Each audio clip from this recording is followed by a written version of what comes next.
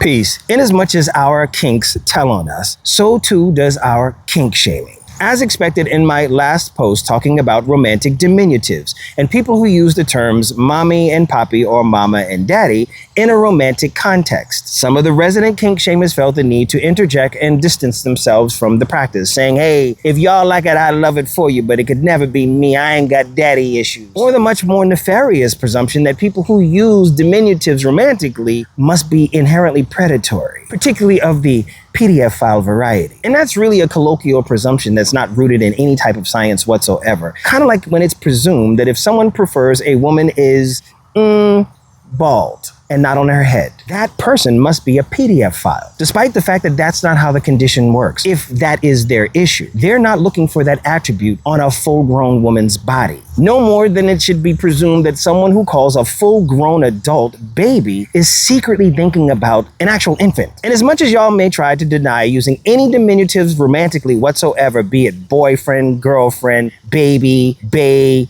babe, the truth of the matter is it's very difficult to escape diminutives in a romantic context because the concept of romance itself is rooted in the dynamic that begets those terms. And what does all this have to do with sociolinguistics? Well, social linguist Sun Michaud here at your service. You see, there's not only a linguistic but a neurological component at work here. Neurologically speaking, the same pathway that's used to form romantic bonds is the same that's at work in familial bonds, which we foremostly associate as parent and child. But it's actually caregiver and those who receive the care, or nurturer. So yeah, there are intersections between being a parent and a service dom, though not explicitly. Linguistically, diminutives serve the purpose of showing that you are safe, that you are not a threat. Smallness has historically been associated with something precious. Not necessarily that of a child, but smallness in and of itself has been used to show value. So many romantic terms are not only references to children, but also baby talk. So when you use a term like,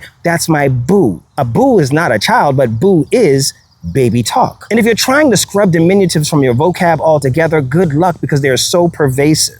Going back to the concept of smallness relaying value. The term dear is not a diminutive, but the term dear derives from the Old English term deor, which means my beloved. Ling was added to the end of deor to relay my little love. And deor ling went on to be darling. Is that predatory? Well, was Beyonce predatory when she sang Baby Boy? I'm not saying that sometimes where there's smoke, there's no fire. I'm just saying before you decide to fire, be sure you're prepared for all the smoke. Presuming the worst about the use of romantic diminutives is a judgmental chicken that almost always comes home to roost. We out ya.